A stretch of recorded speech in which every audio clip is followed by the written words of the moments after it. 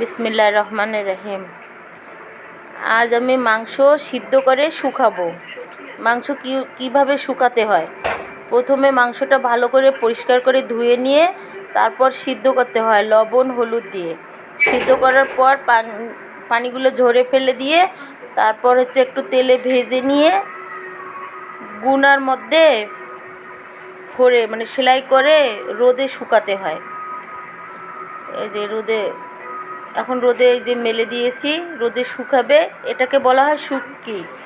যদি আমার এই মাংসের শুটকিটা বানানো আপনাদের ভালো লেগে থাকে তাহলে লাইক কমেন্ট শেয়ার করবেন আর সাবস্ক্রাইব করে আমার পাশে থাকবেন। আল্লাহ হাফেজ।